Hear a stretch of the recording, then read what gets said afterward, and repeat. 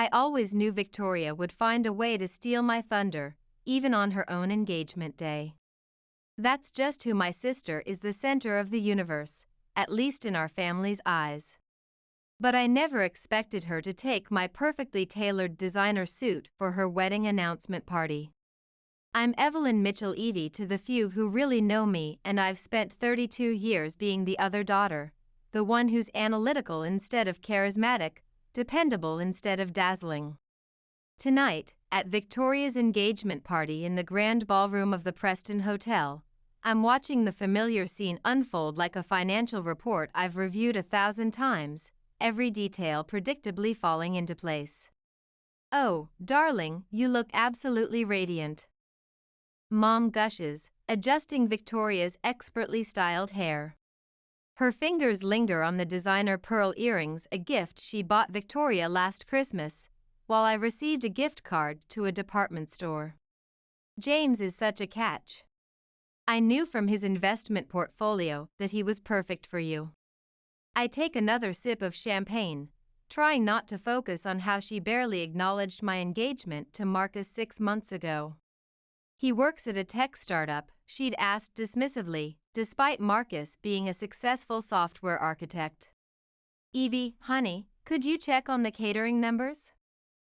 Dad calls out, barely glancing in my direction. Even at Victoria's engagement party, I'm relegated to spreadsheets and calculations. "I'll help," Marcus whispers, squeezing my hand. Thank God for him, he understands the language of numbers and silence just like I do.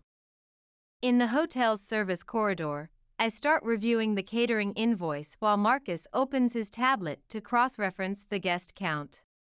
"You okay?" he asks, his voice carrying that soft concern I've grown to love. "I'm fine, it's just..." I pause, analyzing my words like I would a complex data set. Sometimes I wonder if they see past their own projected expectations to who I actually am. "Hey," Marcus pulls me close, his familiar scent of coffee and clean cotton grounding me. "I see you. The brilliant financial analyst who put herself through MBA school, who can break down complex market trends like they're simple math. You're the most impressive person I know." A burst of laughter from the ballroom interrupts our moment. I peek around the corner to see Victoria holding court, champagne flute raised, telling the story of her proposal with the precision of a well-rehearsed performance. And then James orchestrated this incredible flash mob outside the NYSE right after the closing bell. Victoria's voice carries across the room. All these traders in suits suddenly breaking into dance, and he got down on one knee right there on Wall Street. It's like something out of a movie. Mom sighs, dabbing at her eyes with a monogrammed handkerchief. I remember Marcus's proposal, thoughtful and perfect in its simplicity. He'd created a custom financial planning app for our future, embedding the proposal in the projection charts. Mom's response? "At least you're being practical about marriage, Evie. Where are those catering numbers?" Victoria's voice cuts through my thoughts. "We need to know if we're over budget."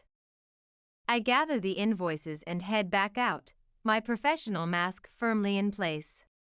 That's when I hear it, the conversation that shifts everything like a market crash. "Speaking of budgets," Victoria is saying to Mom, her voice dropped to a calculated whisper, "I was thinking about Evie's suit."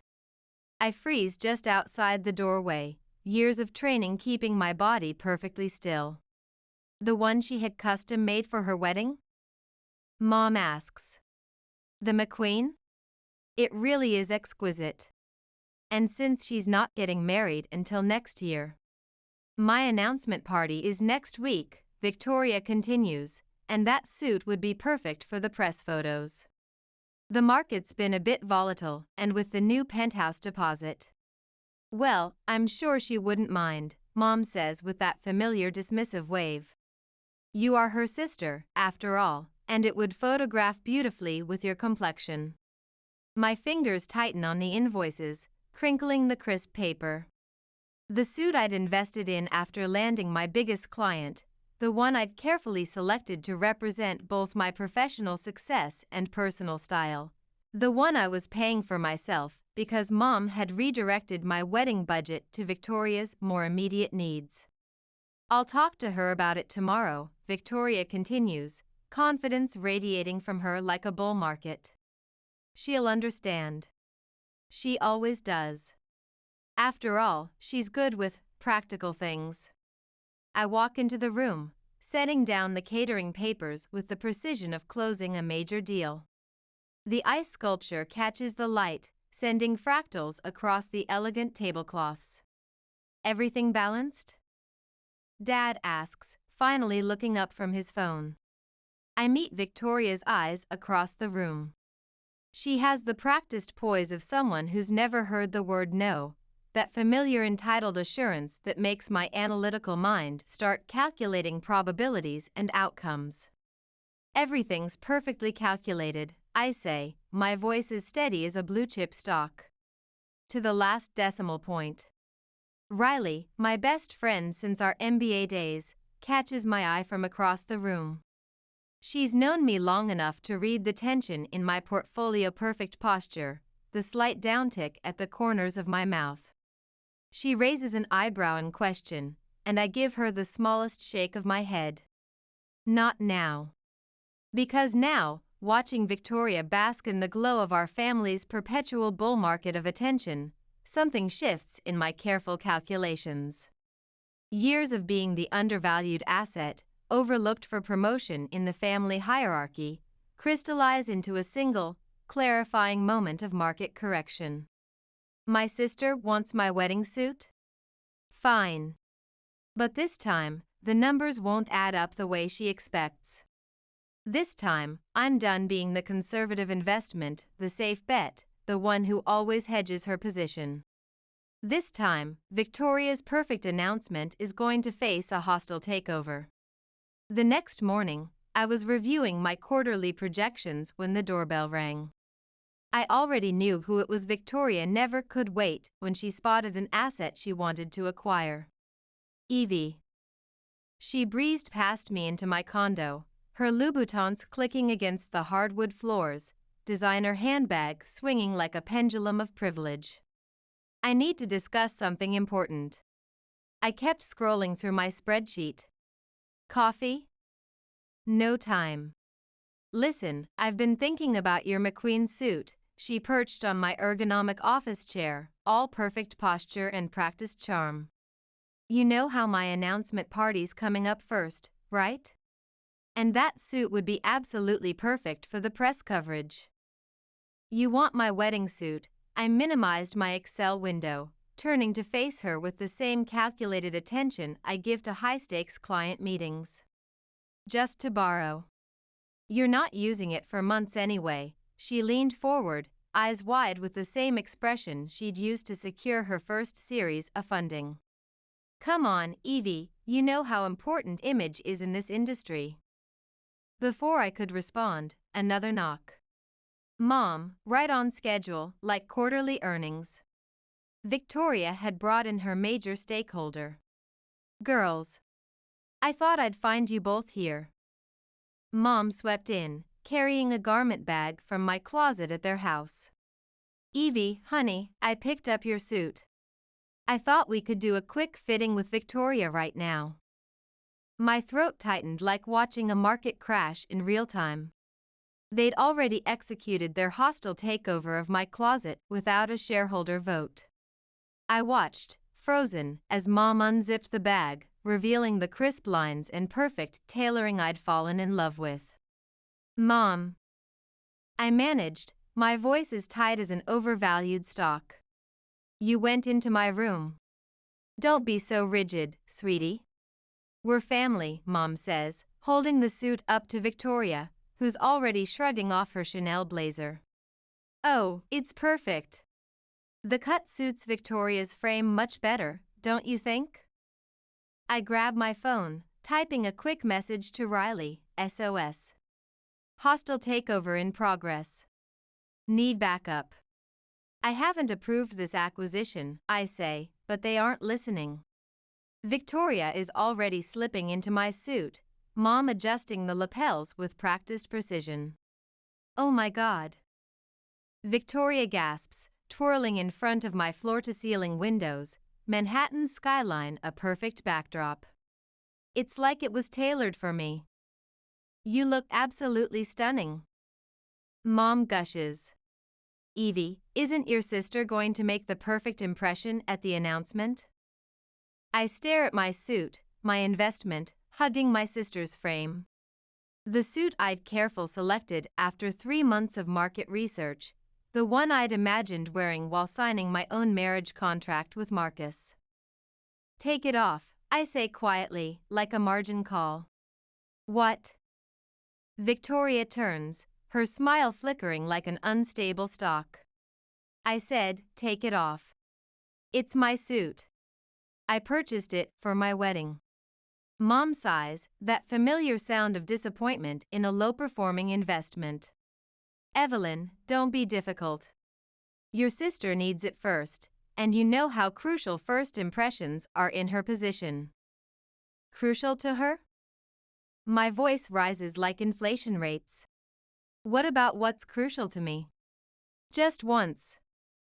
You're being unreasonable, Victoria says, smoothing the lapels with manicured fingers. It's just a suit, and you know I'll take better care of it than. The door bursts open. Riley stands there, her power suit as sharp as her market analysis, taking in the scene with narrowed eyes. What the hell is this hostile takeover? Perfect timing. Victoria beams. Riley, doesn't this suit look more appropriate on me? Riley walks straight to me, positioning herself like a defensive investment strategy between me and my family. Mrs. Mitchell, with all due respect, that suit belongs to Evie. You can't just liquidate her assets without consent. We're not taking it. Mom protests. We're leveraging family resources. Evie? Riley turns to me, her voice firm like a binding contract. What's your position on this? I look at my sister, commanding attention in my stolen suit, at my mother ever ready to back her golden investment, at my best friend, the only one who ever audits my true value. Keep it, I say finally, my voice is cold as a bear market. Evie. Riley starts. No, really, keep it, Victoria. You always manage a hostile takeover anyway. What's one more acquisition? Don't be so dramatic, Victoria rolls her eyes, adjusting the cuffs. I'll return it, in perfect condition, obviously. I'm sure you will. I meet her eyes in the reflection. I hope it yields exactly the returns you deserve. Mom claps her hands. See? That's the spirit. Now, Victoria, let's discuss the alterations. After they exit with my suit, Riley turns to me, her expression like she's analyzing a suspicious market trend. Tell me you're not really accepting this merger. I walk to my window, watching Victoria carefully load my suit into her Tesla Model S. You know what's fascinating about market corrections, Riley? Sometimes the biggest crashes come after the most inflated valuations. That look in your eyes. Riley says. I've seen it before, right before you shorted that overvalued tech stock. What's the strategy? I turn to her, a smile forming like a perfect algorithm. How much do you know about high-pressure water systems in luxury venues? Not much, but I'm ready to diversify my knowledge base. She grins. Are we about to execute a calculated risk? Not a risk, I correct, pulling up my laptop. Just a market correction. Did you know Victoria chose the same luxury venue where she once accidentally spilled red wine on my presentation suit right before my first major client pitch? The one with the state-of-the-art fountain system? Oh my God. Riley laughs. This is going to be a masterclass in karmic returns, isn't it? I start typing, accessing the venue's maintenance schedules with the same precision I use for market analysis. Let's just say, my suit isn't the only asset that's going to look perfect on Victoria's big day. You want me to what? Marcus stares at me across our breakfast bar, his morning coffee forgotten. Just keep James occupied during the announcement preparation? Take him for a tour of your tech startup, I repeat, sliding him his favorite market analysis report. That's all. While you and Riley do something to the fountain?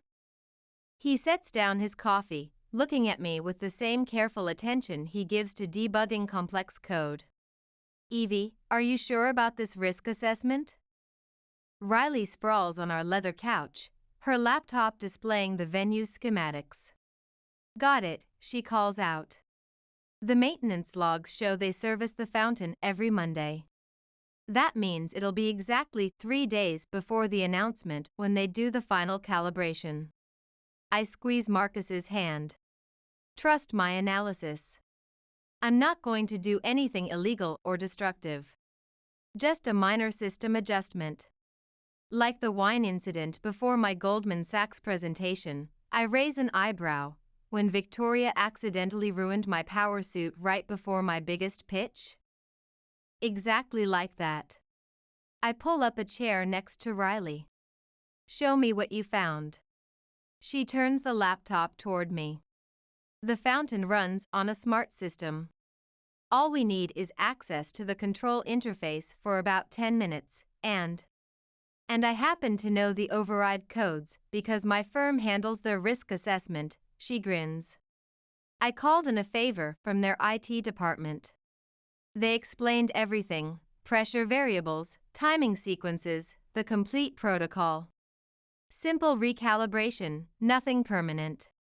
Marcus comes to analyze the schematics over our shoulders.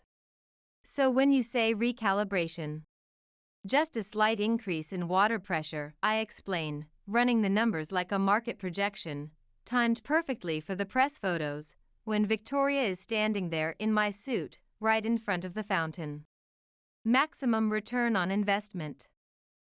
Riley finishes with the flourish of a successful trade. You're both insane, Marcus says, but I can see his programmer's mind appreciating the elegant logic. And I'm probably going to help for finding this algorithm beautiful. My phone buzzes, a message from Victoria, final fitting tomorrow. Mom says you should come show sisterly support. Speaking of calculations, I mutter, showing them the message. Perfect. Riley sits up straight. While you're at the fitting, I can audit the venue security. The event coordinator already knows me as your +1 anyway. And I'll take James for a startup tour, Marcus adds. Maybe casually suggest the fountain backdrop would be perfect for the press photos. I look at him in surprise. You're investing in this plan? He pulls me close, kissing my forehead. Babe, I've watched them undervalue your worth for years. If this is how you need to rebalance the portfolio, I'm your market maker. Just promise me you won't create any permanent depreciation. Promise. I hug him tight. It's just water. Expensive suit, water. But still, just a market correction. The next day, I sat in the luxury boutique, watching Victoria preen in my suit. She'd already had it taken in, the tailoring adjusted to her specifications. It needs more impact.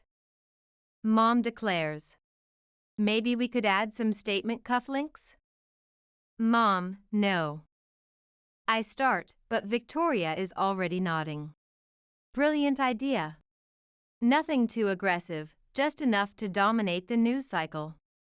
Evie, you don't mind, right? We'll cover the modifications. I think about the fountain, about perfect timing and market corrections. Whatever you think is best, Victoria. It's your announcement, after all. My phone lights up with a message from Riley, venue security mapped. Wait until you see where they keep the control center.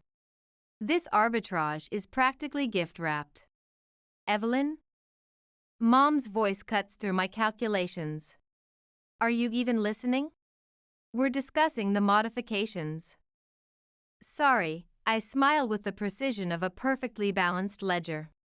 Just running some numbers for my own wedding plans, for next year. When I was supposed to wear that suit. A flicker of doubt crosses Victoria's face, like a momentary market dip. Then she's back to bull market confidence.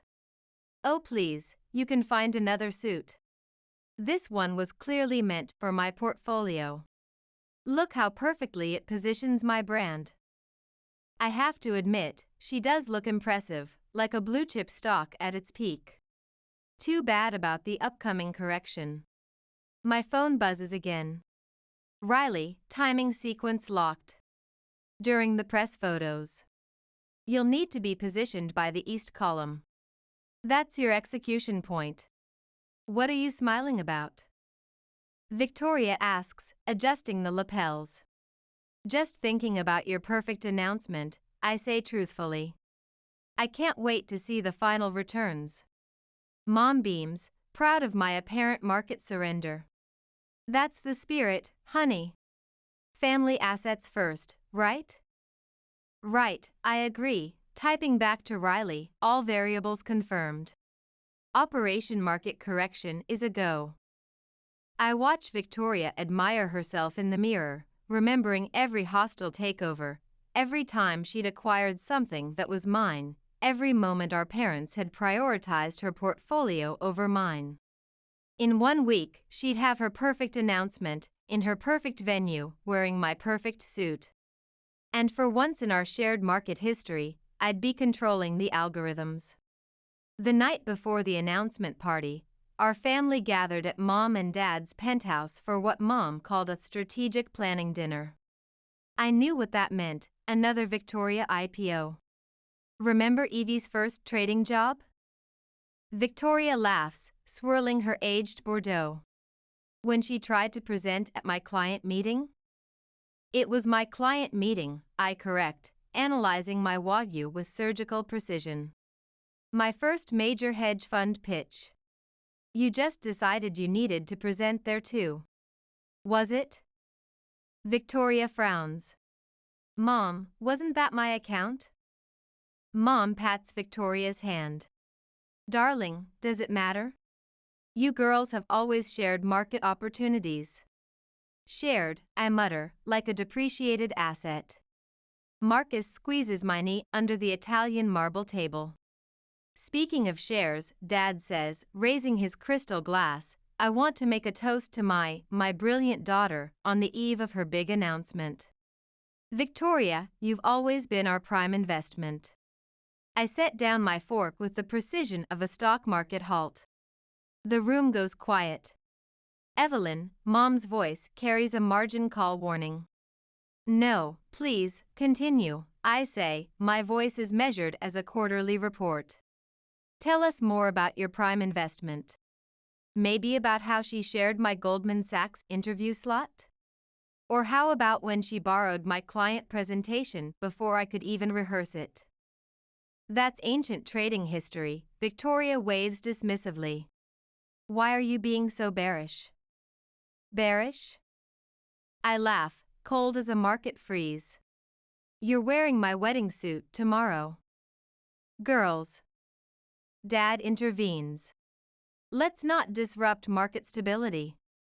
My phone buzzes. Riley, systems check complete for tomorrow. Still bullish on this play? I look at my family, Dad, avoiding volatility as usual, my mom, managing Victoria's PR, and my sister, somehow managing to look both innocent and like a predatory investor at the same time. I need some fresh data, I announce, pushing back from the table. Marcus starts to rise, but I signal a hold position. I need to analyze this solo. In the penthouse terrace, I stand looking at the city lights, remembering the time Victoria had accidentally spilled coffee on my laptop before my first major pitch. A technical glitch, everyone had said, like everything else. Penny for your equity? I turn to see Dad, hands in his bespoke suit pockets, looking uncomfortable. Save it for Victoria's next startup funding, I say. He sighs, settling onto the terrace's designer bench beside me. You know, when you girls were starting out, your mother and I thought we were diversifying properly. Victoria was so aggressive in her positions. We figured you were the stable investment, the one who could handle being the safe play. And that makes the constant devaluation okay? He says quietly, it doesn't. We sit in silence, the city's financial district glittering before us like a field of opportunities. That suit, he starts. Don't. I know you tried to intervene. I saw the emails, the attempts to redirect Mom's spending. He stares at his Italian leather shoes. I should have been a better risk manager. Yeah, I agree. You should have. My phone lights up again, Riley confirming tomorrow's execution timeline. I think about the fountain, about market corrections, about justice. Dad, I say suddenly, do you remember my first hedge fund presentation? He winces. The coffee incident. Victoria said it was a market fluctuation.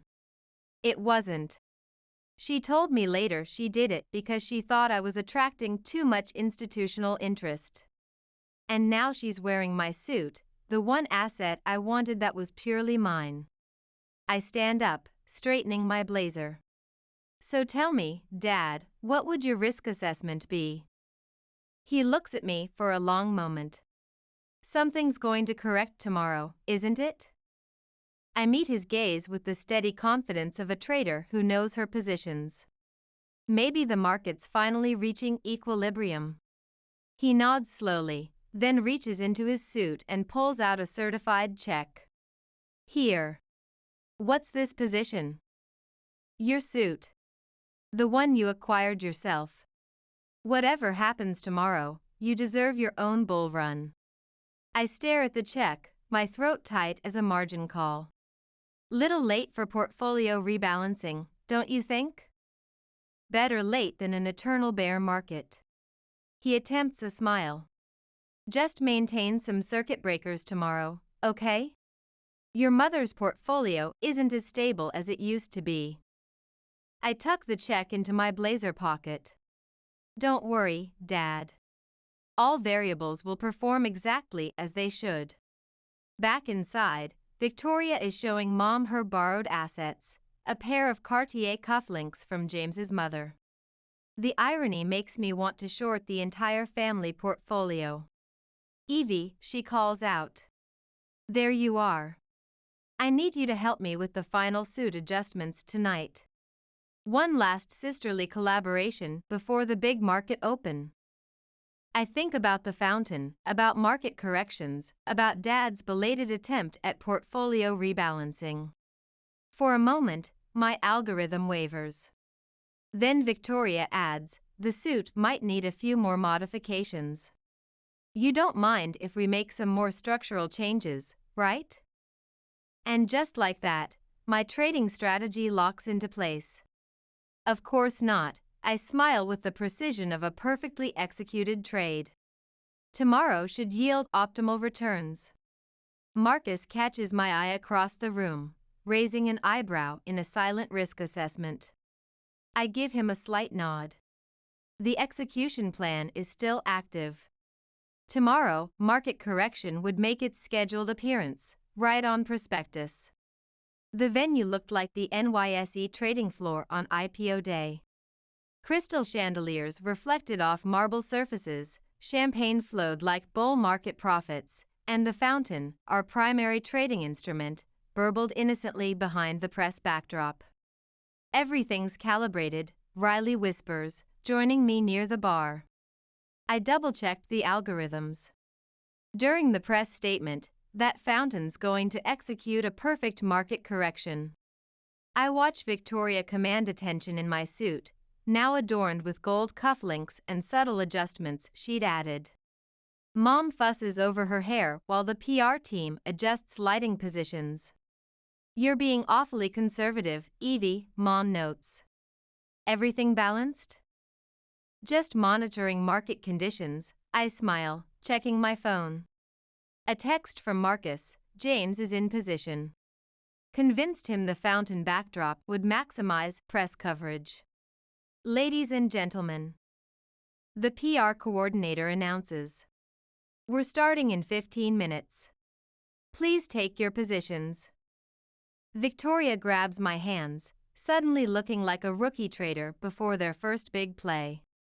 You'll be in frame, right? As my sister and chief analyst? For a split second, I see my sister, the real Victoria, not the aggressive trader she'd become. I remember us as interns, sharing market tips, supporting each other's plays, before the competition, before the constant acquisitions, before everything went bearish. Evie, her voice, carries a hint of volatility. Right in position, I assure her, pushing the memories into a dormant account. Where else would I place my assets? The music starts, a sophisticated jazz quartet setting the mood for high-end transactions. I take my position, watching as the financial journalists and photographers arrange themselves like day traders finding their best angles. Riley squeezes my arm as she passes, whispering, "East column. Don't forget your execution point." Then comes Victoria, radiant in my suit, Mom and Dad flanking her like proud institutional investors. The crowd murmurs appreciatively. I follow, counting steps like trading intervals, watching the fountain spray catching the morning light. The announcement begins. I barely register the PR team's opening statement, too focused on timing, on monitoring the water pressure, on the way my suit catches the camera flashes on Victoria's frame. And now, a special announcement from Victoria Mitchell, newly appointed managing director, the PR head announces. James speaks first, his words crafted for maximum market impact. I almost feel bearish about what's coming. Almost. Then Victoria starts speaking. James and I represent a perfect merger of talents and assets, she begins, her voice carrying that familiar note of assumed victory. I catch Dad's eye from the front row. He gives me a slight nod, like a seasoned trader acknowledging an inevitable correction. And I promise to always maintain our position as market leaders. My phone vibrates. Riley's signal. I shift toward the east column. And with this new position, the fountain's spray pattern adjusts microscopically. A few photographers glance back, noticing the shift in ambient noise. We're thrilled to announce. Victoria continues, beaming. The PR head raises his hand for the final photo opportunity. 3, 2, 1. A massive surge of water shoots upward, catching the morning sun like 1,000 Bloomberg terminals. For one crystalline moment, it's beautiful as a perfect market peak. Then gravity initiates the correction. The water descends like a bear market crash, drenching Victoria, James, and the entire executive team. Her suit transforms from perfectly tailored to completely liquidated in seconds. Her expertly styled hair collapses like a failed IPO. The added cufflinks catch the water like trading signals gone wrong. My suit, she screams. The fountain. Someone call maintenance. Chaos erupts like a market panic. Guests scatter like spooked investors, some running for cover, others trying to hedge their positions. The PR team frantically radios for technical support. The control panel, someone shouts. Where's the emergency shutdown? This is a disaster. Mom cries, trying to shield Victoria with a press folder. Who could have engineered this?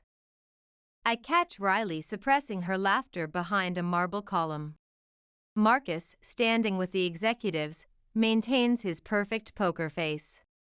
Wait. Victoria says suddenly, turning to face me, her mascara running like red ink on a quarterly report. You're the only one who's maintaining position.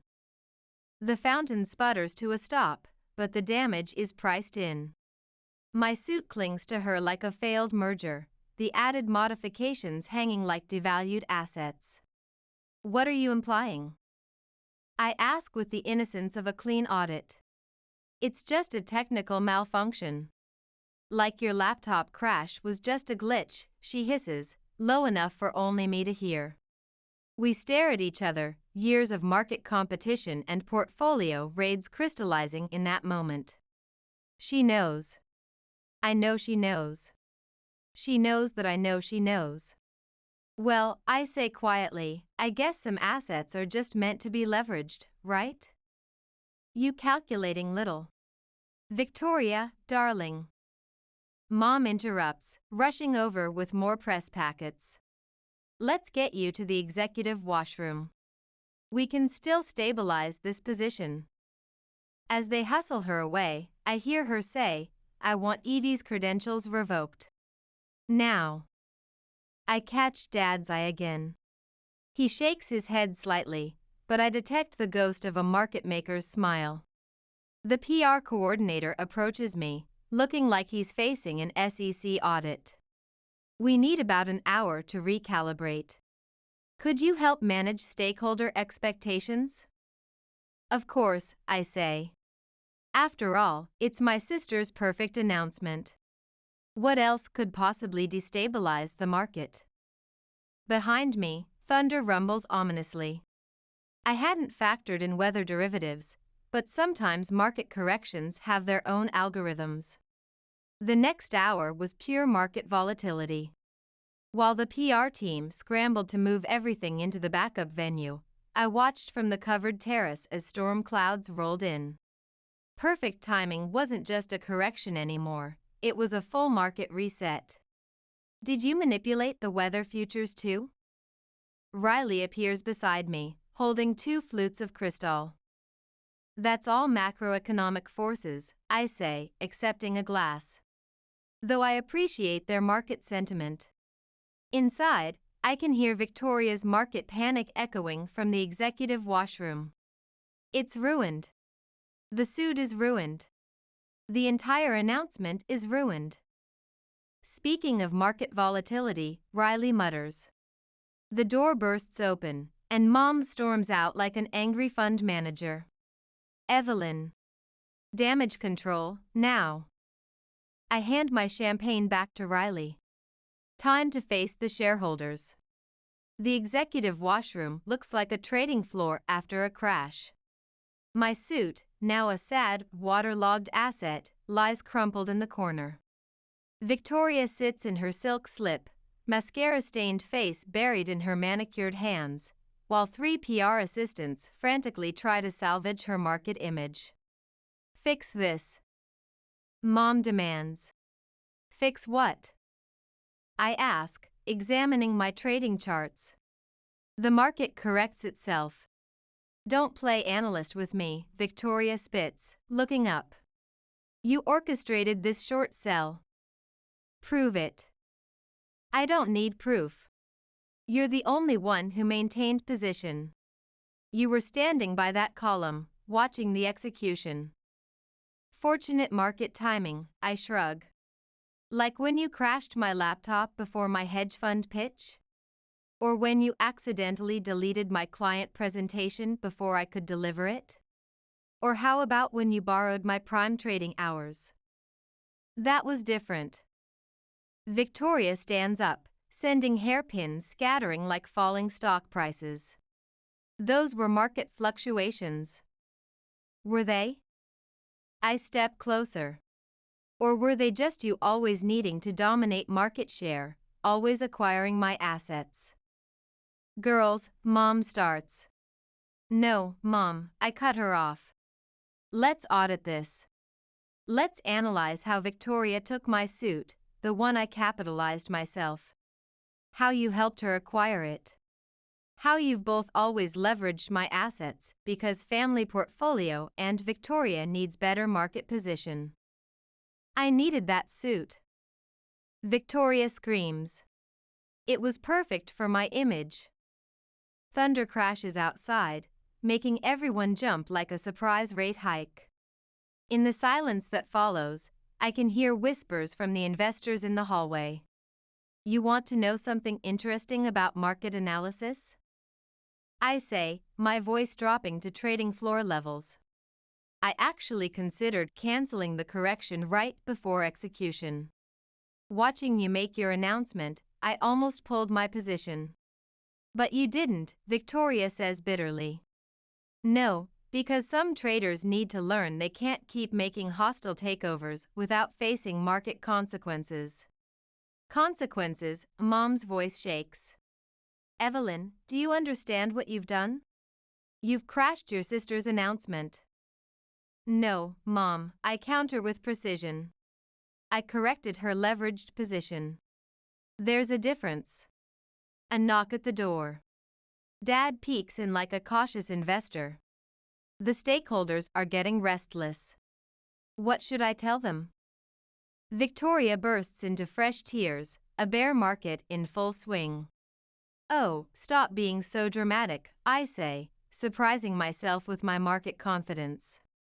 Your suit is temporarily devalued, not delisted. The venue has industrial dryers. You can still make your announcement in a depreciated asset. She shrieks like a crashing stock. Better than a total portfolio loss, I point out, which is what I'll have for my wedding now. Dad clears his throat. About that position. I made some calls. That boutique you originally invested in. They're holding a new suit for you. Different model, but they say it's an even stronger asset. Everyone turns to stare at him like he's just announced a surprise bull market. You what? Mom asks. It was the least I could do, he says, meeting my eyes, after all the undervaluation. Victoria looks between us, her market analysis finally catching up. You knew, she accuses Dad. You knew she was planning this correction. I knew something was coming, he admits. Can't say I questioned her trading strategy. This is market manipulation, Mom sputters. We're family. We're supposed to maintain stable positions. Exactly, I say. Maintain stability, not execute hostile takeovers, not always prioritize one trader over another. Another knock, the PR coordinator this time. The recovery team is ready, and we've reconfigured the backup venue. It's actually quite impressive with the storm as backdrop. Should we proceed with the announcement? Victoria looks at her reflection in the mirror, makeup liquidated, hair a market crash, my suit hanging like a defaulted bond on its hanger. Then she looks at me. You know what? Yes, we'll proceed. She stands straighter, like a stock finding its support level.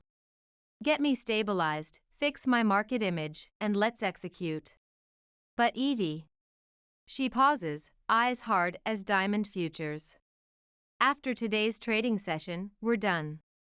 Sister or not, our markets are decoupled. I nod, feeling oddly bullish. Seems like a fair valuation. Need help with your recovery strategy? Get out. I turn to leave, then pause at the door. For what it's worth, Victoria, I really did value that suit. Outside, Riley waits with our rescued champagne. Well, she asks as I take my glass back. The announcement will proceed, I say, but I just got delisted from the family exchange. No, Riley corrects, clinking her glass against mine, you just executed your own IPO. The rain continues to fall, washing away old market positions. The indoor announcement proceeds as planned, though not quite the blue-chip event Victoria had projected. My suit, while mostly dried, has lost its prime market value, the added embellishments hanging limply, some completely devalued. Still, she walks to the podium with high-frequency trading confidence, deliberately avoiding my market sector. I stand at the back, no longer part of the executive team. Marcus has his arm around my waist, providing stable support. Portfolio holding steady, he whispers. Before I can report, Mom appears beside us. Evelyn, we need to analyze this position. Not during market hours, Mom. Yes, now. She grabs my arm like a margin call, pulling me toward an empty conference room.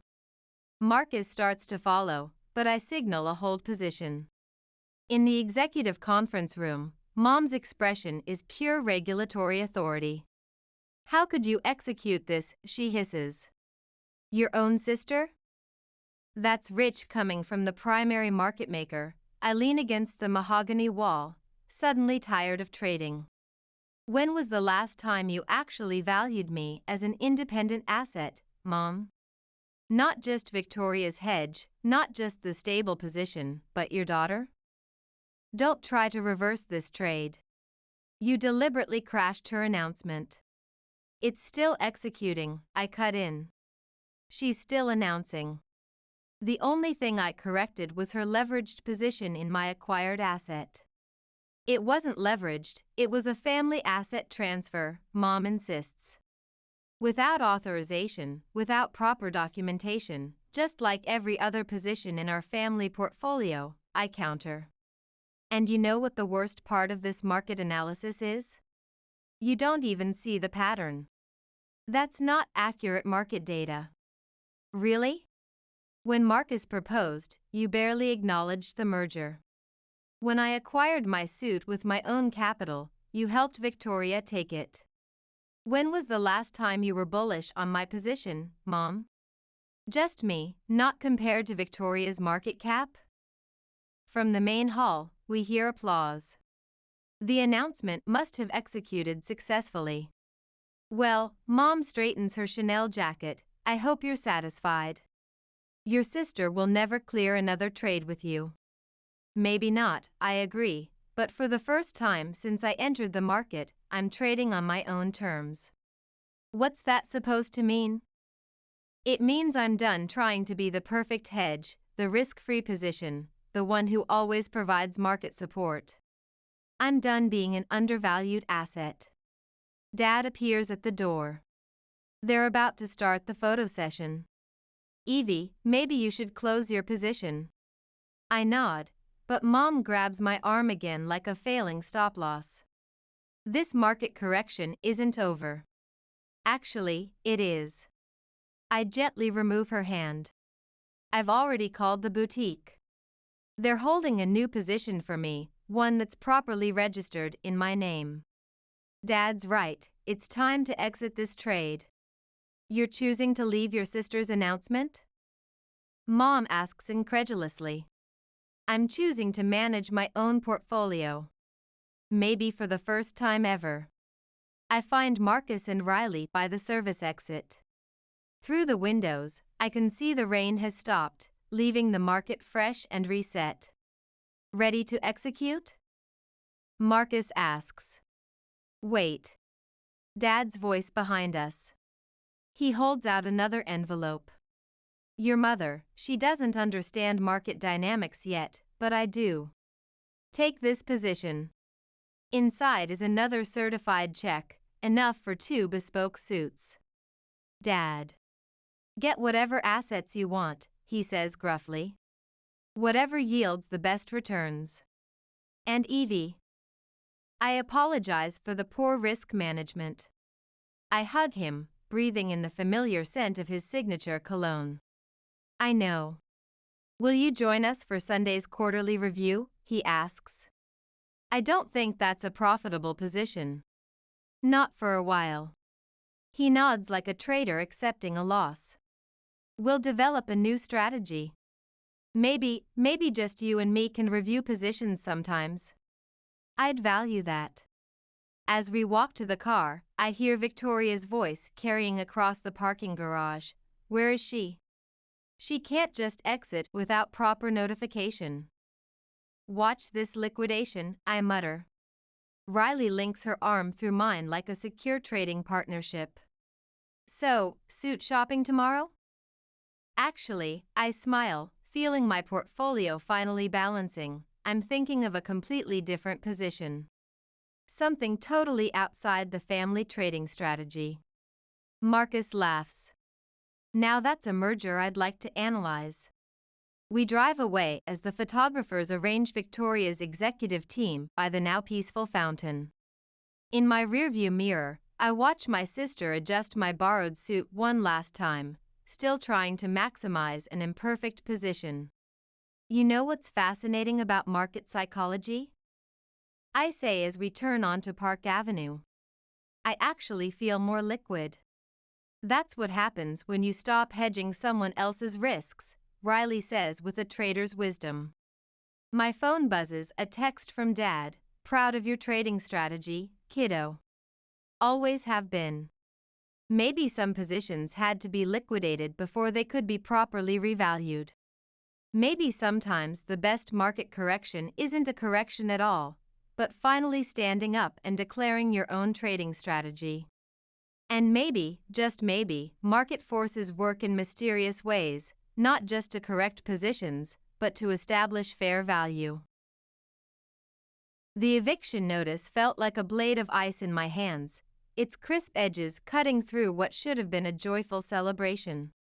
Just moments ago, I'd been surrounded by family in my lovingly restored Victorian home, thinking this would be my best birthday yet. I'm Leslie, a historical building restoration consultant, and this is how my 32nd birthday became the day my family chose profit over preservation. Open it, dear. Everyone's so excited to see what's inside, my mother urged, her eyes betraying an anxiety I'd later understand all too well. The envelope, wrapped in expensive silver paper with an elaborate bow, seemed innocent enough. Our living room, with its meticulously restored crown molding and original hardwood floors I'd spent the last 5 years bringing back to life, was filled with familiar faces. My cousin Evelyn perched on the antique armchair like she owned it, watching me with an expression that made my skin crawl.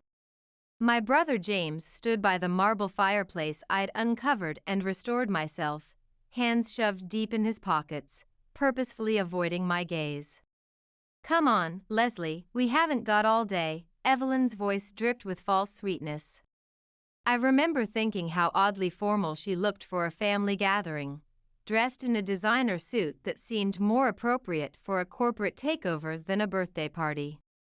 As I tore open the envelope, the taste of my favorite vanilla birthday cake still sweet on my tongue, 2 documents made my stomach drop, a development proposal for luxury condos and a notice of eviction, both staring back at me in bold, unforgiving letters. What is this? My voice barely rose above a whisper, my fingers trembling against the heavy paper. Mom? Dad? My mother's carefully maintained composure crumpled like tissue paper. Sweetheart, we've been trying to find the right time to tell you. Tell me what? I stood up, the papers shaking in my grip. That you're evicting me from my own home? The house I've spent years restoring? The property I've dedicated my entire career to preserving? Evelyn cleared her throat, straightening her designer blazer. Leslie, be reasonable. The deed is still in your parents' names, and they've decided it's time for progress. The historical preservation angle is charming, but this neighborhood is prime for development. Progress? I spun to face her, my voice rising with each word. What do you know about progress? This house has stood for over a century. It's not just a property, it's living history. I'm just trying to help the family make the best financial decision, Evelyn said, smoothing her tailored skirt with manicured hands. The market's hot right now, and my development firm has exciting plans for this entire historic district. Development firm? The words felt like ash in my mouth. This is my home, not some investment opportunity. I've spent years documenting every original feature, preserving every historical detail. James finally spoke up, his voice strained. Les, maybe we should discuss this privately. No. I slammed the papers down on the coffee table, an antique I'd rescued from an estate sale, making the delicate china cake plates rattle. I want answers now. Mom? Dad? Why are you doing this? My father wouldn't meet my eyes, fixating instead on the intricate parquet flooring I'd spent months restoring. There have been concerns about your approach to maintaining the property. Evelyn has shown us some concerning documentation about unauthorized historical modifications. Documentation? The room seemed to spin, the carefully preserved Victorian wallpaper blurring at the edges. What documentation? Everything I've done has been approved by the Historical Preservation Board. Every single restoration has been documented and certified. Look around you. The period-accurate crown molding, the restored original hardwood, the authenticated Victorian details, I did all of that. With questionable methods, Evelyn interjected softly, her voice carrying the false concern of a circling predator. There are complaints from the Heritage Association, concerns about non-period appropriate materials. That's absolutely false. My voice cracked with fury and disbelief. I turned to my best friend Rachel, who stood frozen by the original bay windows I had painstakingly restored. Rachel, tell them. You've been here through every single restoration. You've seen all the documentation. Rachel stepped forward, her face fierce with loyalty. Everything Leslie's done has been meticulously documented and approved. I've seen every permit, every certificate, every approval myself. But my family's expressions remained unchanged, as immovable as the house's foundation.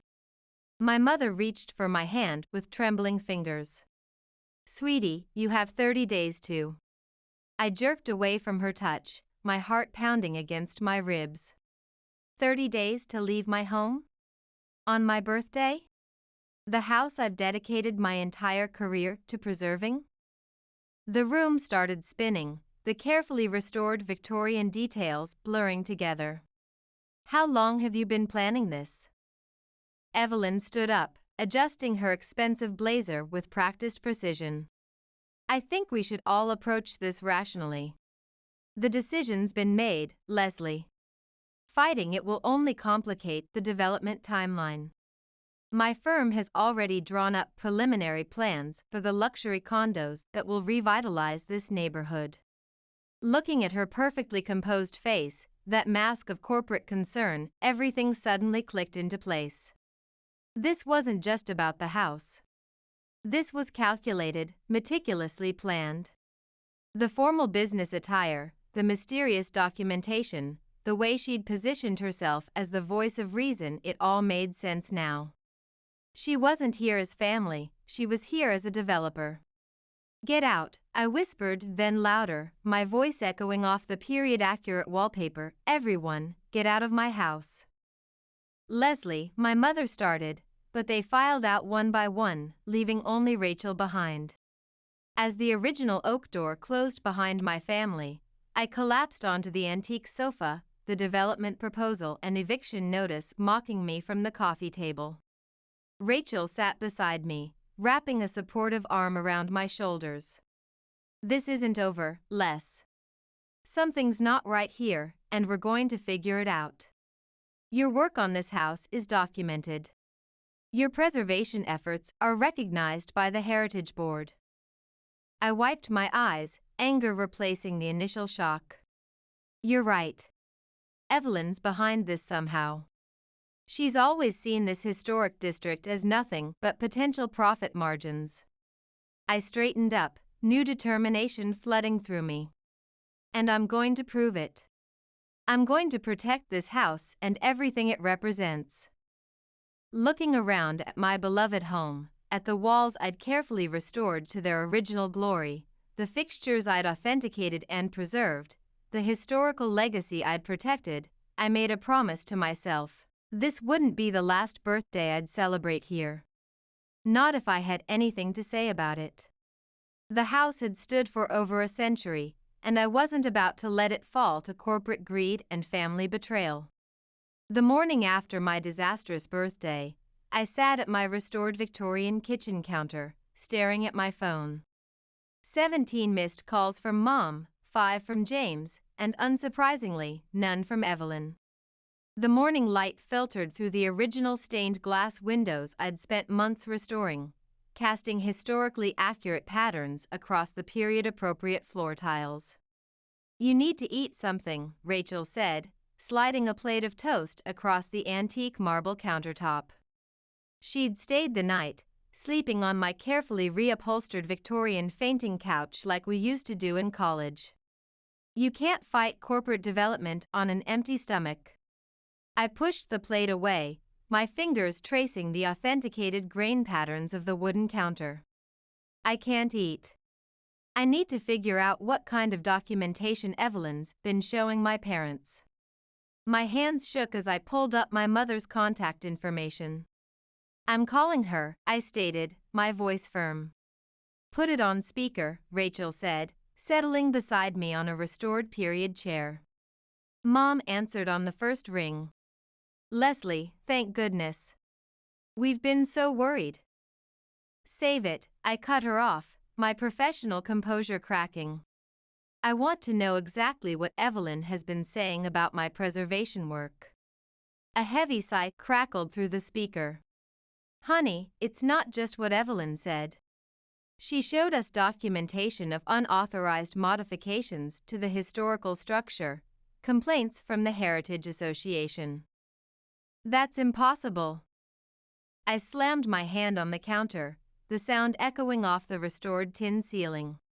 "I have every permit, every historical board approval right here in my files." "Who specifically complained? Which board member?" "Well, I don't have the actual complaints in front of me. Evelyn handled all of that through her development firm." "Of course she did," I laughed bitterly. "And did you bother to verify any of it? To check with the Historical Preservation Board before ambushing me on my birthday?" Silence stretched between us, broken only by the tick of the restored Victorian wall clock. "Mom? Evelyn said you'd deny everything," she finally replied, her voice small. "She said you've been struggling with the preservation costs, that you've been cutting corners on historical accuracy." "I want copies of everything," I demanded, my preservation consultant training kicking in. "Every document, every complaint, everything Evelyn showed you. I want to see the official letterhead from the Heritage Association." "Leslie, please understand." "No, you understand that this house isn't just a property to be developed. It's one of the last original Victorians in this district. I've put every ounce of my expertise into its historically accurate restoration, and I'm not leaving without a fight." I hung up before she could respond. Rachel squeezed my shoulder. "That's my girl. Now what's our next move?" "Now we gather evidence." I grabbed my laptop, opening my meticulously organized restoration documentation files. "I need proof that Evelyn's lying about the preservation work." My phone buzzed with a text from James. "Meet me at Carter's Coffee in 30. Need to talk. Bring your certification documents." 20 minutes later, I walked into Carter's, instantly spotting my brother in our usual corner booth. His face was drawn with guilt, his fingers nervously tapping against a thick manila envelope. "You knew?" I accused, sliding into the seat across from him. "You knew what they were planning with the development project?" James ran a hand through his hair. "I found out yesterday morning. Mom and Dad swore me to secrecy, said Evelyn had proof you were compromising the historical integrity of the house." "And you believed her? After seeing my preservation work firsthand?" "Of course not." He leaned forward, lowering his voice. "Look, something weird is going on. Last week, I overheard Evelyn on the phone talking about property values and heritage development opportunities in the neighborhood." My heart stopped. Heritage development opportunities? "Yeah, and get this, her development firm, Volcrest Properties, they're the ones behind that modern complex that just demolished the old Thompson house downtown." The one the preservation community fought so hard to save. The pieces started falling into place like a grim puzzle. Our street was one of the last intact historical districts in town, with my house occupying the largest Victorian-era lot. She wants to demolish it for another modern development, I whispered. That's why she's manipulating everyone. There's more, James said, sliding the manila envelope across the table. I did some digging. Evelyn's been meeting with the City Planning Commission, and guess who else attended those meetings? Mom and Dad. He tapped the envelope meaningfully. They think they're protecting you from financial ruin, but Evelyn is playing them. She's convinced them that selling to her firm is the only way to save you from bankrupting yourself with historical preservation costs.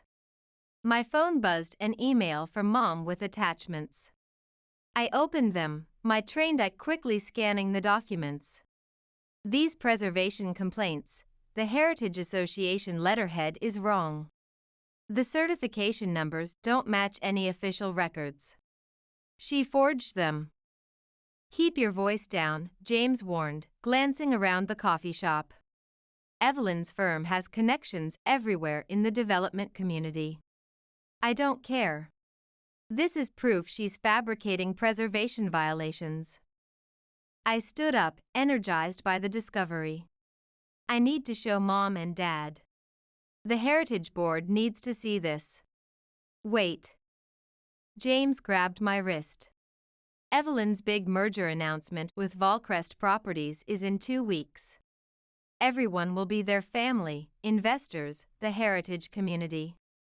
If you're going to expose her attack on historical preservation, that's your chance to do it properly. I sank back into my seat, mind racing. 2 weeks to gather evidence proving she's trying to destroy a protected historical property for her firm's development project. I'll help, James said firmly. So will Rachel. We'll contact the Heritage Association, but we have to be strategic about this. I nodded, preservation consultant instincts taking over. Evelyn thinks she's won, that I'll abandon a century of history for her luxury condo plans. But she has no idea what I'm capable of, or how much documentation I have. Walking back to my Victorian home, I called Rachel. Remember your contact at the Heritage Association? The one who helped with my restoration certifications? We need to talk to her now. The game was on, and this time I was playing to protect more than just my home. I was fighting for the entire historical district. The preservation office smelled like old records and leather-bound books. Amanda, Rachel's contact, pulled another file from the historic registry cabinet, adding it to the growing stack on her desk.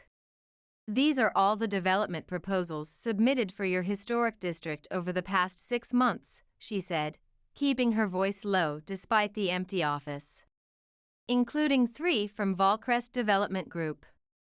Evelyn's firm, I muttered, flipping through the pages. My hands froze on a familiar architectural sketch.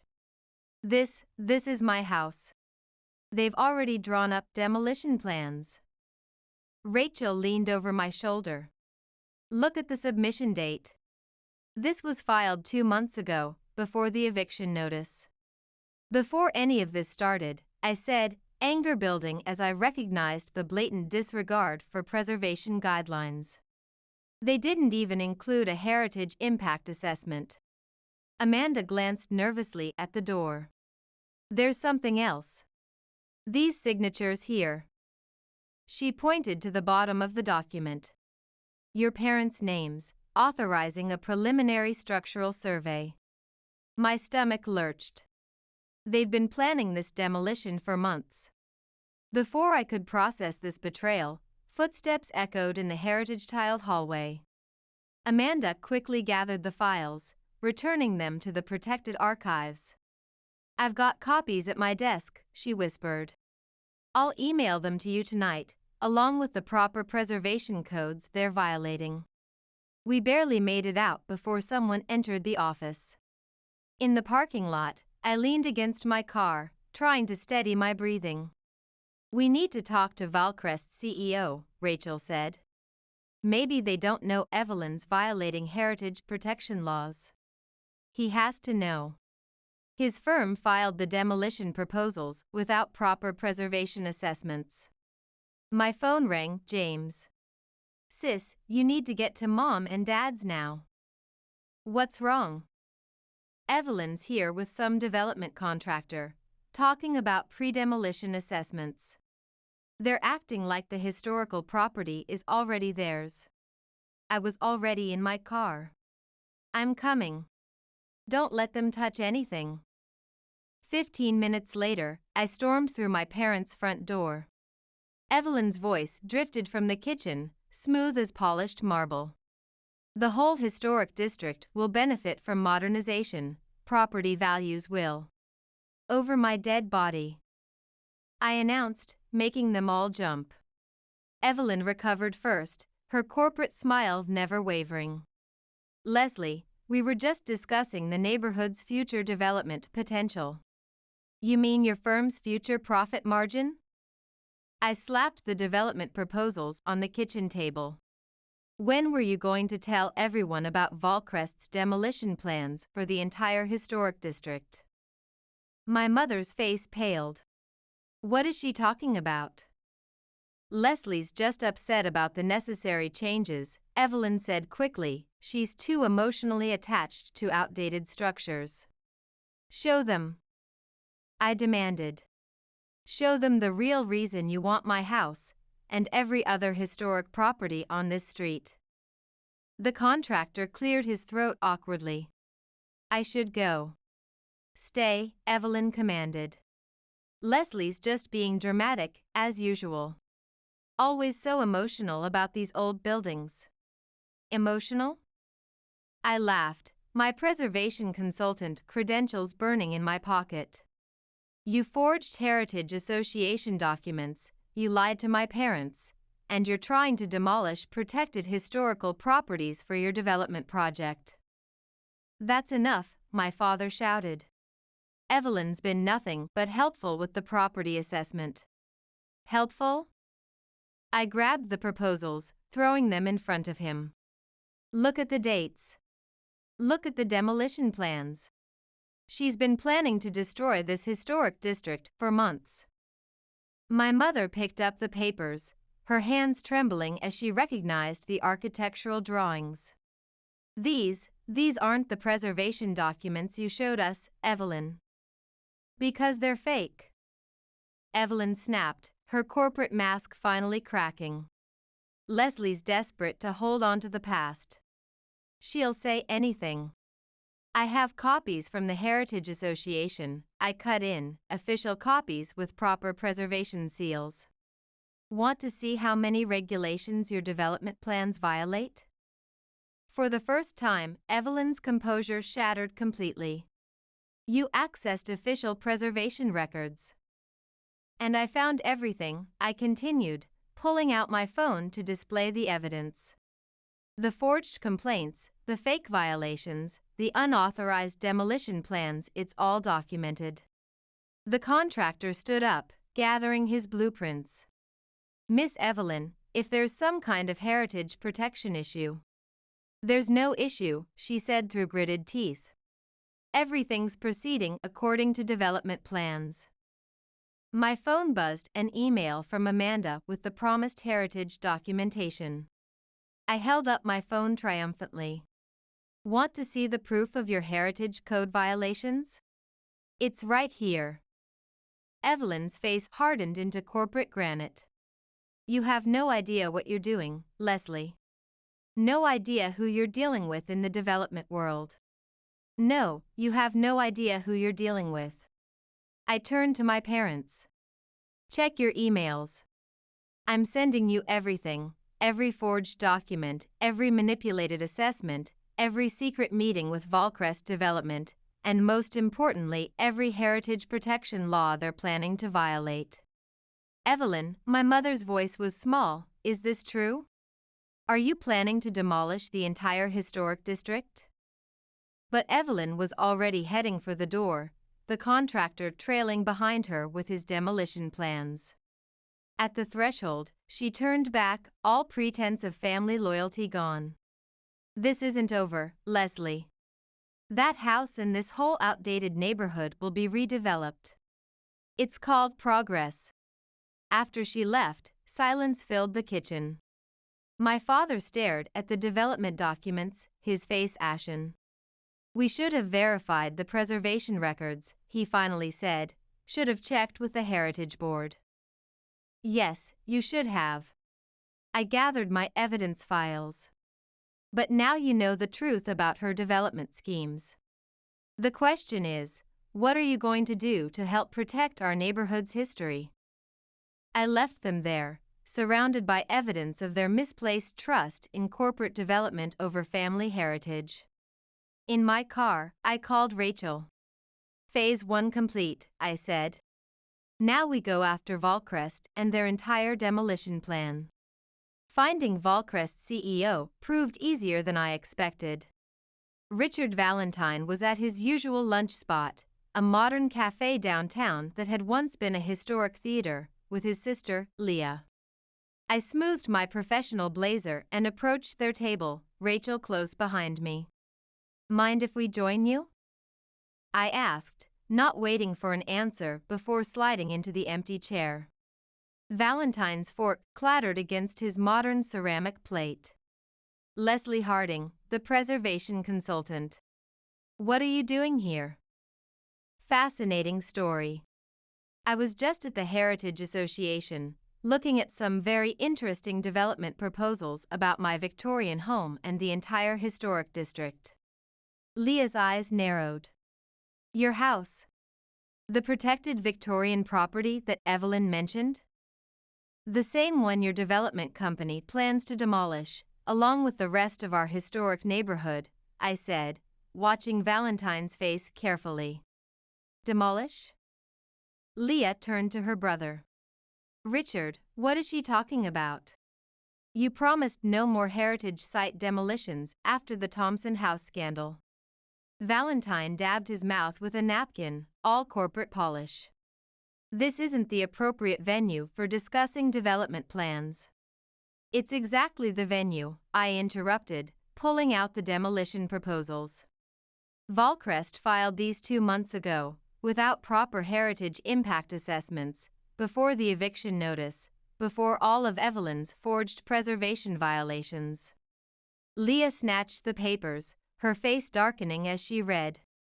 You're planning to demolish an entire historic district? Replace it with another soulless modern complex? It's a sound business decision, Valentine defended. The neighborhood's ready for modernization. It's a protected historical district. I cut in, and Evelyn's been manipulating my family to get demolition approval. Your parents were listed as willing sellers, Valentine said, but I caught the uncertainty in his voice. Rachel leaned forward. They were willing because Evelyn showed them forged Heritage Association violations. She lied to everyone about the preservation status. Leah pushed her plate away, disgust evident on her face. Is this why you're rushing the merger announcement? To push through the demolition permits before anyone can verify the heritage status? The timing aligns with our development schedule, he admitted stiffly. Development schedule? I laughed bitterly. You're destroying a century of architectural history, demolishing preserved homes, erasing our neighborhood's heritage. Urban renewal requires sacrifice, Valentine started, but Leah cut him off. No, this requires deception and heritage code violations, and I won't be part of it. She stood up, gathering her things. Count me out of the merger announcement event. I won't celebrate the destruction of protected historical properties. Leah, wait. Valentine called after his sister, but she was already storming out. I smiled, preservation consultant mode fully engaged. Trouble in the corporate family? You have no right to interfere in Volcrest's development plans, he hissed. And you have no right to demolish protected historical properties. I stood up. By the way, I've sent copies of everything to the Heritage Protection Board. They're very interested in Volcrest's pattern of destroying preserved sites. The color drained from his face. You're bluffing. Try me. I dropped a business card on the table. That's my heritage law attorney's number. Use it. Outside, Leah was waiting by my car. I want to help protect the historic district. Why should I trust you? Because I've watched Evelyn manipulate my brother for months, because I've seen how Volcrest operates. Leah's eyes flashed.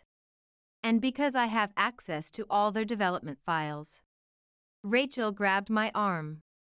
Les, this could be huge for the preservation case. What's in it for you? I asked Leah, my preservation instincts still wary. Justice. And the satisfaction of stopping another historic neighborhood from being destroyed. She pulled out her phone. Starting with these emails between Evelyn and my brother, dating back 6 months, discussing how to bypass heritage protection laws. I scanned the messages, my heart racing. There it was, explicit discussion of their scheme to pressure my parents into abandoning preservation efforts, to fast-track the demolition permits, to circumvent historical protection regulations. This is exactly what we need, Rachel breathed. There's more, Leah said. Board meetings, private discussions about heritage code violations, financial arrangements with city officials. I can get you everything. My phone buzzed with a text from James. Mom and Dad want to talk. They've seen the development plans. They're ready to fight for preservation. I turned to Leah. We need to move fast. The merger announcement is in 10 days. Perfect timing for everything to fall apart, she smiled grimly. I'll send you the internal development files tonight. As Leah walked away, Rachel turned to me. Are you sure about this? Using a Volcrest insider? She's using us too, I pointed out, but right now, we both want to save this historic district. My phone buzzed again, an unknown number. The message made my blood freeze. Back off now, or you'll regret it. Some things are worth more than old houses. Rachel read over my shoulder. She's threatening you.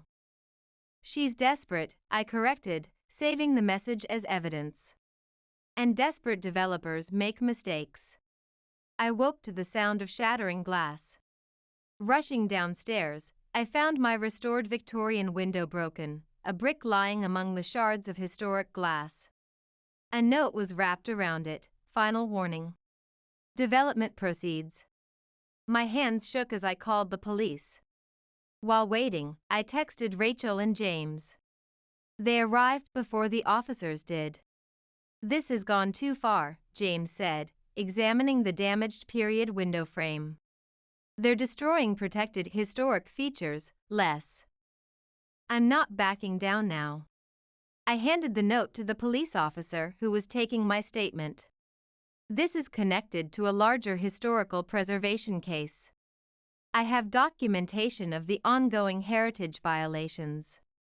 Just file a restraining order, the officer suggested, looking uninterested in architectural history. Not much we can do without proof of who damaged the protected property. After they left, Rachel helped me carefully secure the broken window, documenting every bit of damaged historical material. At least we have Leah's evidence about Volcrest's development plans. Those internal emails she sent last night expose everything. Speaking of which, I checked my phone. 3 missed calls from my mother. I need to go see them. They've had time to process the heritage violation evidence. I'm coming with you, James insisted. We're protecting this house as a family.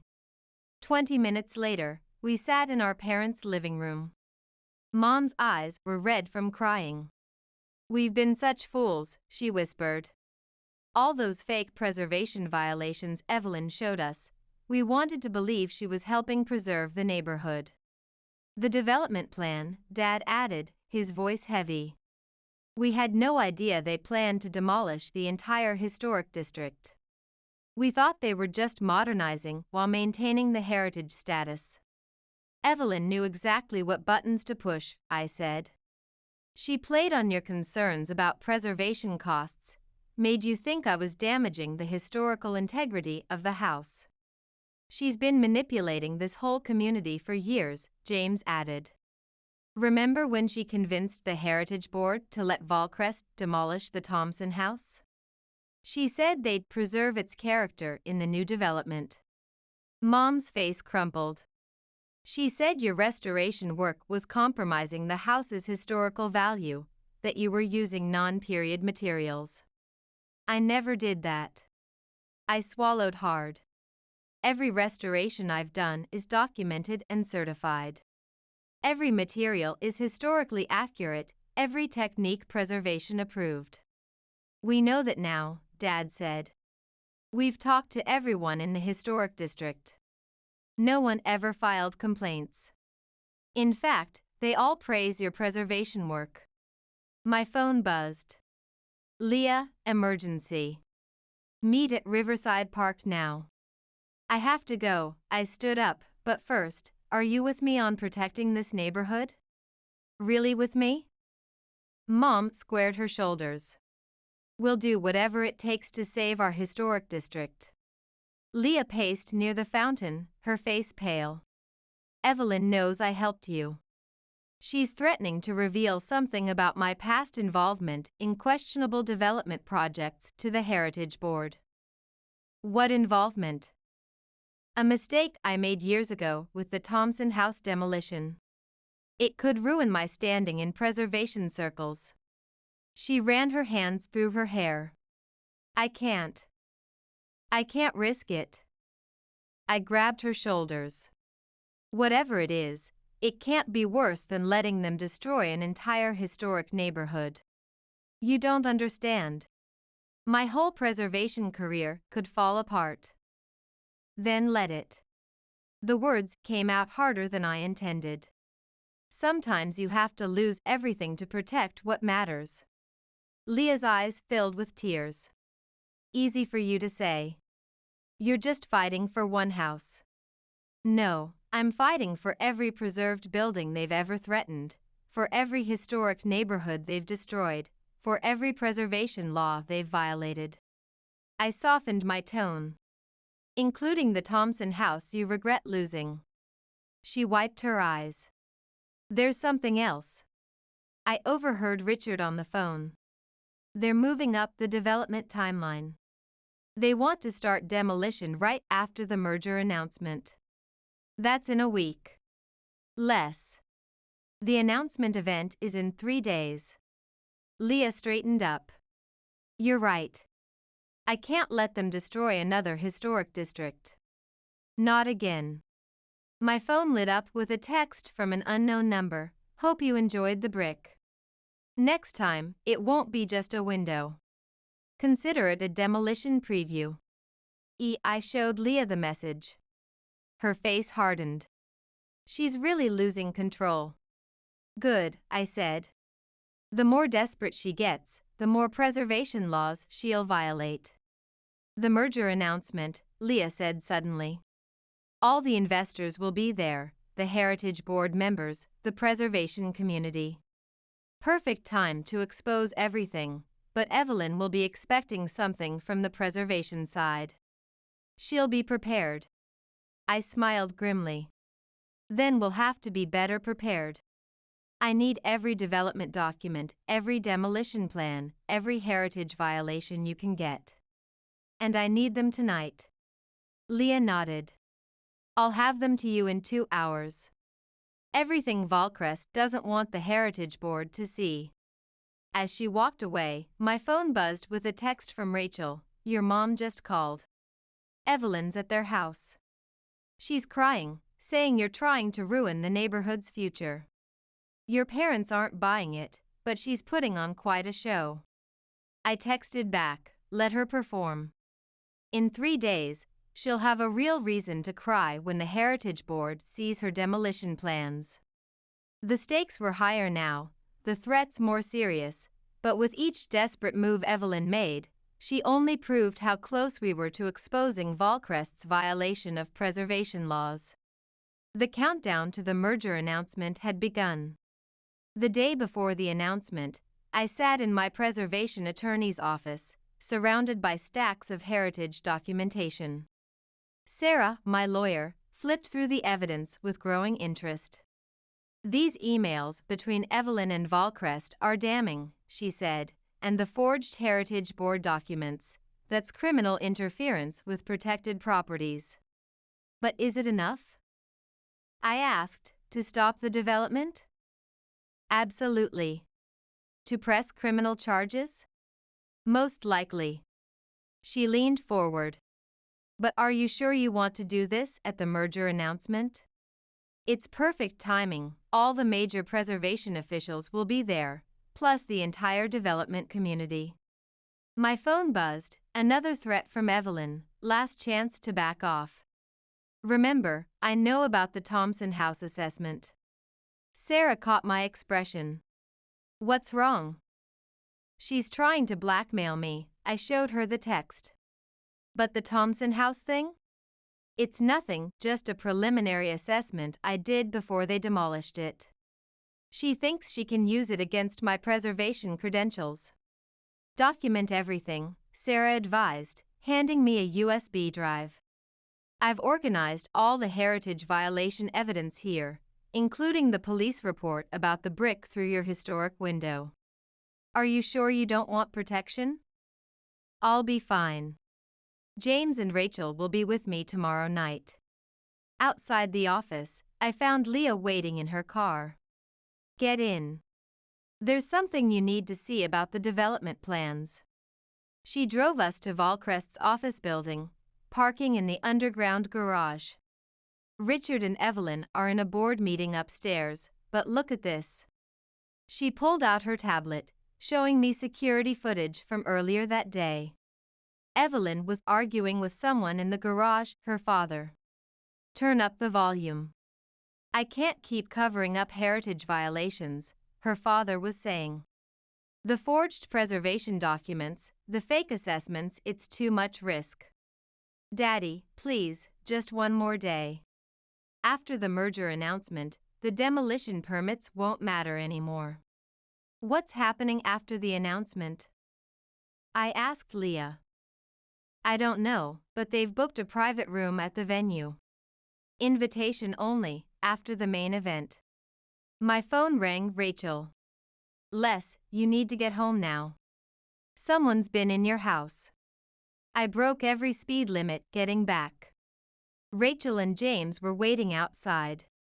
Inside, my breath caught every preserved feature I'd restored, every historical element I'd documented, every original fixture I'd protected had been photographed and marked with bright red X's.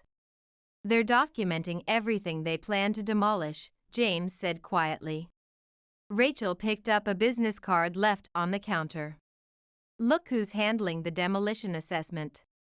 The company name made my blood boil. It belonged to Volcrest's chief contractor.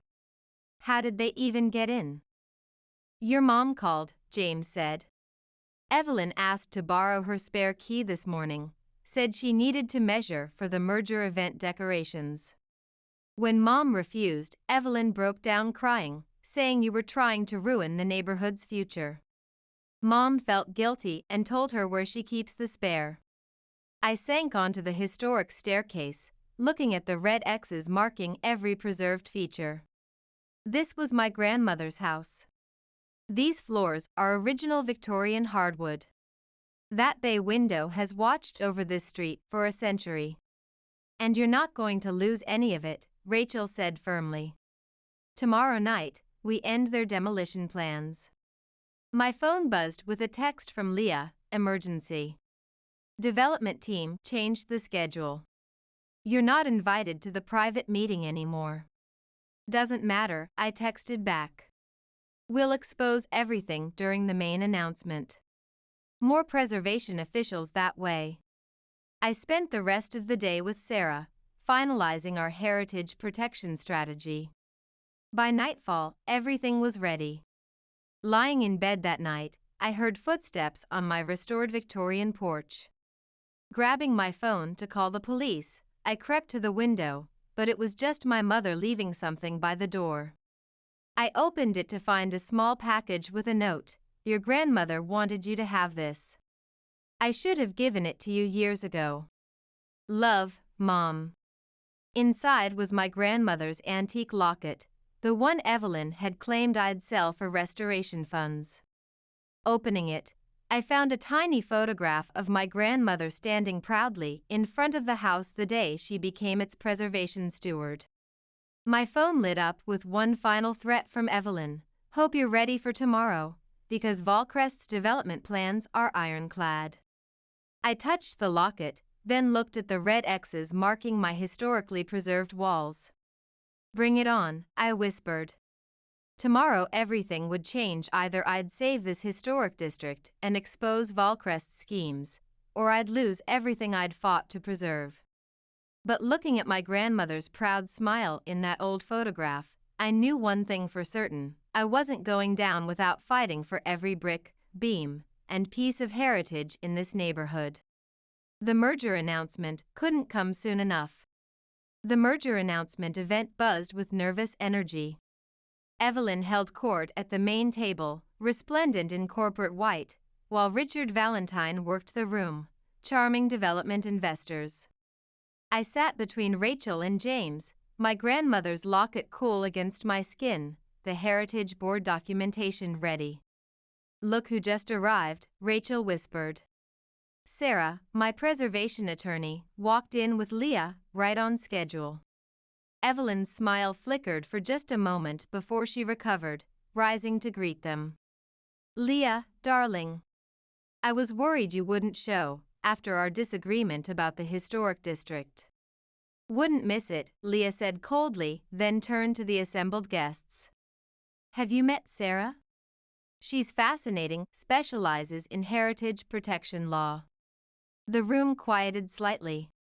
Richard appeared at Evelyn's side, his hand tight on her arm. "Perhaps we should start the development announcements," he suggested. "Wonderful idea." I stood up, raising my glass. "I'd like to go first." Evelyn's face drained of color. "That's not on the agenda." "Oh, but I insist."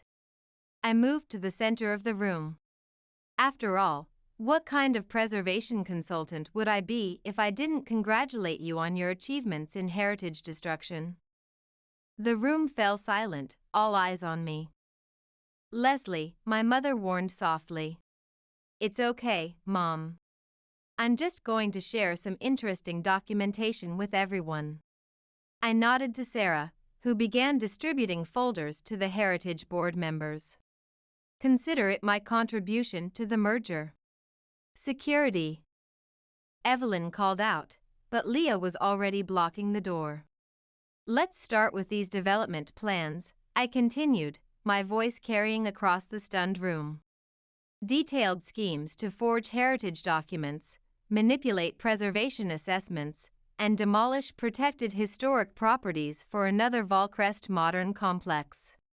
Richard stepped forward. "These are private development matters." "Heritage violations are never private," Sarah interjected. "Neither is forgery of preservation documents, which brings us to Exhibit B, the falsified complaints and unauthorized assessments, complete with forged Heritage Board signatures." Evelyn's father stood up, face red. "Now wait just a minute. The Heritage Protection Board is very interested in your involvement," Sarah added smoothly. "They'll be conducting a full investigation." "You're ruining everything," Evelyn shrieked, lunging for the folders, but James was faster, already passing copies to the preservation officials. "Like you tried to ruin my historic home?" I asked. "The threats, the brick through my preserved window, the illegal property invasion?" Gasps rippled through the crowd as Rachel distributed photographs of the red X's marking my home's historic features. My phone buzzed an email from Amanda with the official Heritage Board documentation. I held up my phone triumphantly. Want to see the proof of every preservation law you've violated? It's all right here. Evelyn's corporate facade finally shattered completely. You have no idea what you're doing, Leslie. No idea how the development world really works. No, you have no idea what the preservation community is capable of.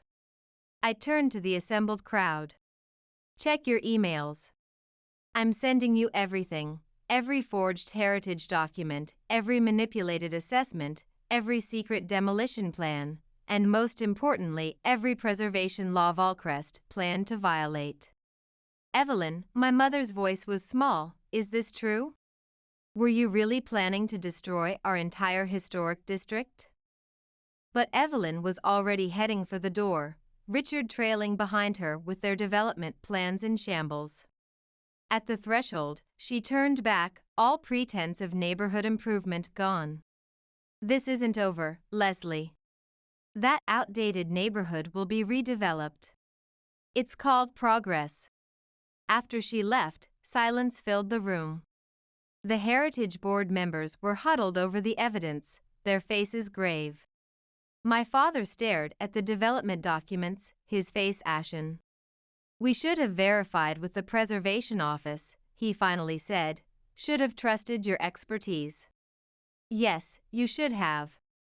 I gathered the heritage violation evidence. But now you know the truth about their demolition schemes. The question is, what are you going to do to help protect our neighborhood's history? I left them there, surrounded by proof of their misplaced trust in corporate development over historical preservation. In my car, I called Rachel. Phase 1 complete, I said. Now we ensure the Heritage Board acts on these violations. Looking at my grandmother's locket, I smiled. The house had stood for over a century, and thanks to proper preservation laws and documentation, it would stand for centuries more. Some things are worth more than progress, they're worth protecting.